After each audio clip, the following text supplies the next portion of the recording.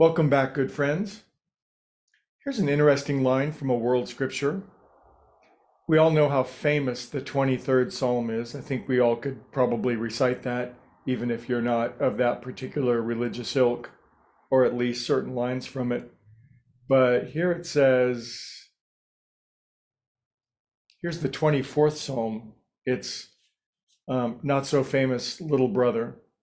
There's a couple of lines in here that I've always found interesting. It says, "Lift up your heads, O ye gates, even lift them up, ye everlasting doors, and the King of glory shall come in." What? Anyway, the reason I'm mentioning this are the words gates and doors. Gates and doors. Why are gates and doors important? Well, in ancient cultures, cities were frequently surrounded by large walls, and this kept out essentially chaos, death, and destruction. And what was important in those cities were the gates and the doors. The control of the gates and the doors determined whether a city would continue, function, be healthy, prosper, be able to evolve. If the doors or the gates were corrupted or were invaded or were um, attacked successfully, then the city itself would collapse. Now, in ancient spiritual language, the city, the city always stands for our state of consciousness. The city is our state of being. We should be as a city on the hill that can be seen from a long way off. Our consciousness should be a light in the world that's visible to everyone around us. The word city is used over and over and over again because it's a metaphor for our state of consciousness. And as a city with a gate and a door, it's terrifically important what goes in and out. If distortion, ignorance, falsehood, inaccuracy, anything toxic is allowed to enter into our city, well, we suffer from it. So the whole topic this week has been this ability to filter what it is that comes into us. Now, in modern language, we would call the part of our brain that filters what comes in our reticular activating system.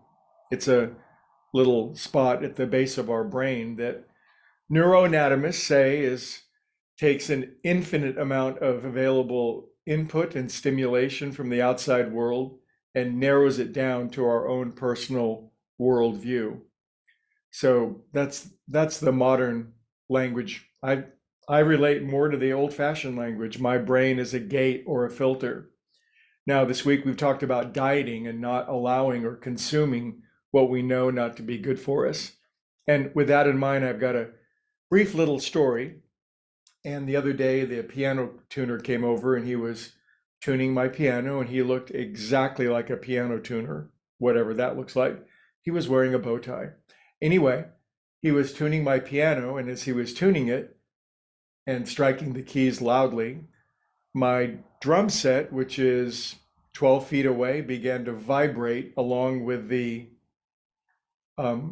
notes on the piano. He didn't like that so much. He wanted me to take care of that post haste. But be that as it may, what I was noticing is that my piano was playing my drum kit. My piano was telling my drum kit what to play. I feel like that's a strong spiritual message for me, because a lot of times other influences tell us what to play, what to vibrate, what goes into us, what goes out of us. If we can't control that, if we don't have dominion over that, then we will be random. We will be subject to fluctuations.